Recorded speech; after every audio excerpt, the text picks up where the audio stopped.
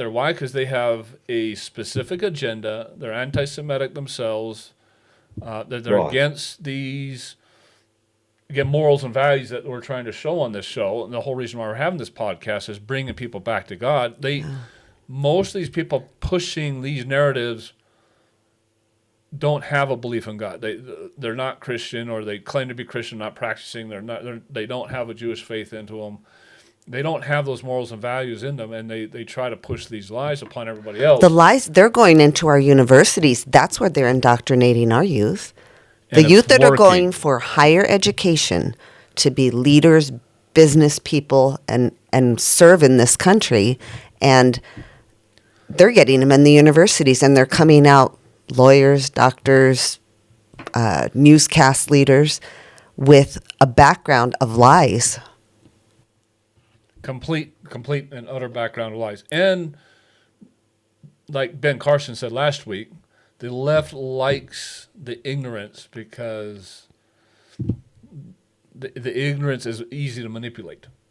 And that's what it comes down to, is the ignorance is easy to manipulate. And we talked about how spoiled we are in this country, ignorant of the lives that people are living in these other countries. And we've got it so good. I mean, what are the things we complain about? Eggs are expensive.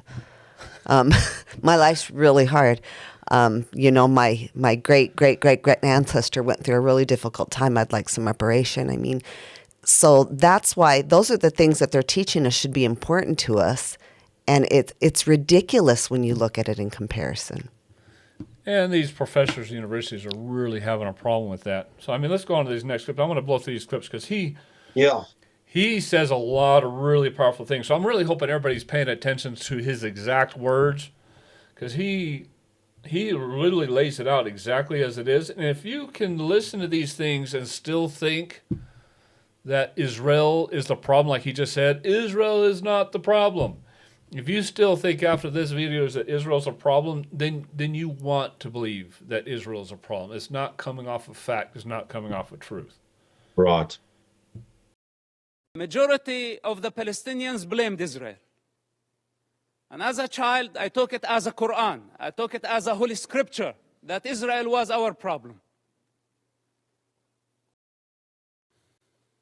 But then as I grew up, I start identifying the enemy within. The religious authorities, the corrupt leaderships, who basically did not care about children. They did not care about Palestinians. They still don't care about nobody but themselves.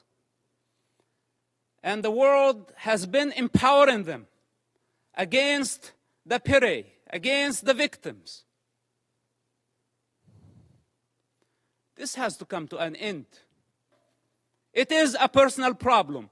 And I swear I will not die before I see Hamas dead. Can I make this a goal to my life?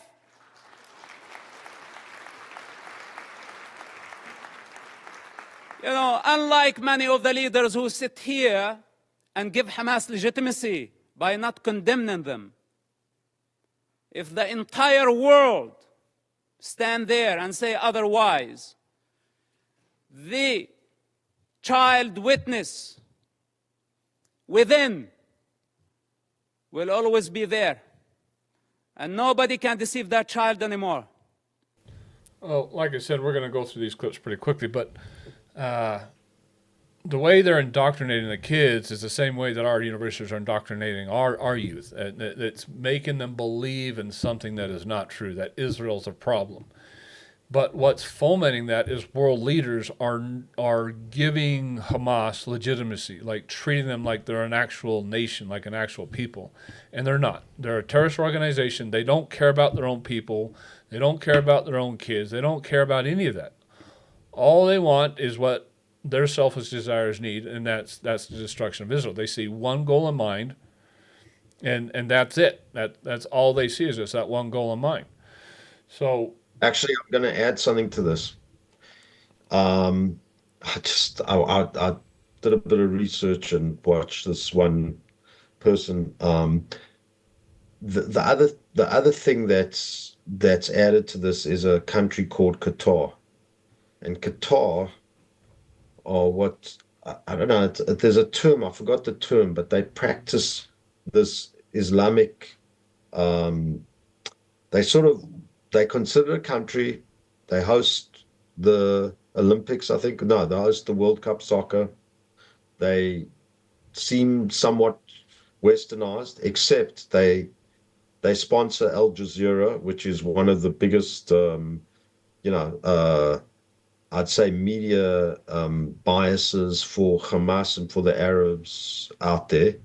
And then they also have a huge influence in the colleges in America.